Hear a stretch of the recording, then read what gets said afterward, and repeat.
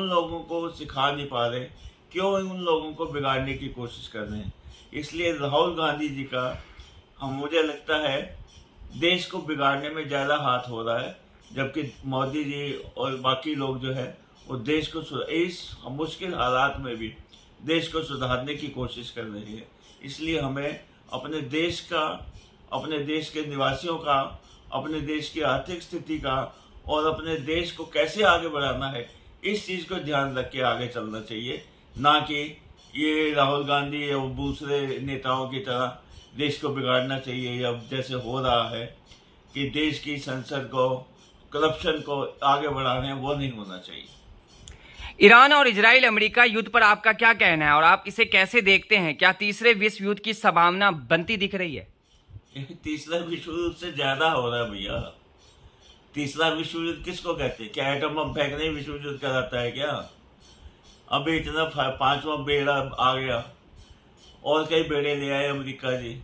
अगर ये संभावना बनती, अगर ईरान और इजराइल का झगड़ा, मैं आज से नहीं, जब मैं पढ़ता था 1967 से देख रहा हूँ, जब मिस्र में नासिर जी का राज्य हुआ करता था, अरब कंट्रीज का, इजिप्ट का, और तब भी इजराइल ने 6 के 6 देश, 7 देश, सब सारे अरब को हराया था। तो उस चीज़ को ध्यान में रखते हुए इराक को भी जैसे बुश जी ने क्या किया, नेस्तनाबूद किया था, उस चीज़ को ध्यान में रखते हुए सारे देशों को मिलकर, अरब देशों को मिलकर इनसे बात करनी चाहिए थी, शांति कायम करनी चाहिए थी। शांति कायम करने की बजाय ये परमाणु बम की तरफ लगे हुए। भाई परमाणु बम का क्या करोगे? ये कोई आटा है, कोई खाने की चीज़ है जो सबके पास होना चाहिए। अगर शांति रहेगी तो इसकी ज़रूरत ही नहीं है।